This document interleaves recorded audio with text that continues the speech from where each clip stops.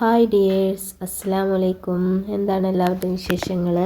അപ്പോൾ എല്ലാവർക്കും പുതിയൊരു വീഡിയോയിലേക്ക് സ്വാഗതം. അപ്പോൾ ഇന്ന് കുട്ടികൾ സ്കൂളിൽ പോയതിന് ശേഷം ഉള്ള കുഞ്ഞൊരു വ്ളോഗാണേ. അപ്പോൾ ഇന്ന് പനി പിടിച്ചിട്ടിരിക്കുകയാണ് കേട്ടോ. അപ്പോൾ സ്കൂളിൽ പോയതിന് ശേഷം ഉള്ള വീടിൻ്റെ ഒരു അവസ്ഥയാണത്.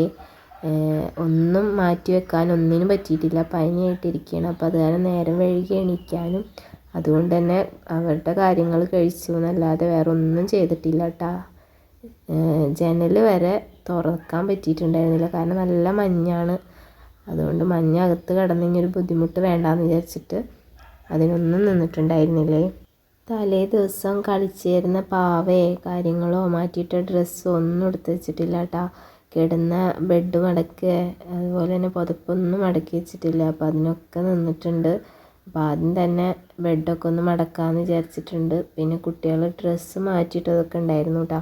അപ്പോൾ അതൊക്കെ കഴുകാനുള്ള കൊട്ടയിൽ കൊണ്ടുപോയിടണം.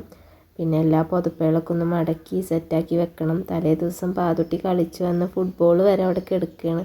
ഇന്നലെ രാത്രി തീരെ വയ്യായിരുന്നു കേട്ടോ. ആ പനി പിടിച്ചിട്ട് ഭയങ്കര തലവേദനയും. നമുക്ക് പനി ആയിക്കഴിഞ്ഞാൽ രാത്രിയാണല്ലോ കുറച്ച് ബുദ്ധിമുട്ടുണ്ടാവുക. പിന്നെ ഒന്ന് വെയിലൊക്കെ ആയിക്കഴിഞ്ഞാൽ പിന്നെ നമുക്ക് ഒരു ഉഷാറ് കിട്ടുമല്ലോ.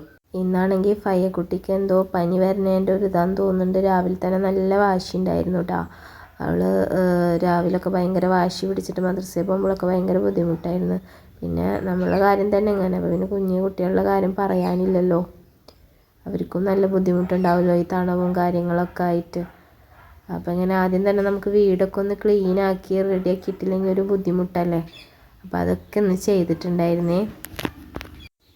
അപ്പോൾ ഇന്നത്തെ ഒരു കുഞ്ഞു വ്ളോഗ് ഇതായിരുന്നു കേട്ടോ.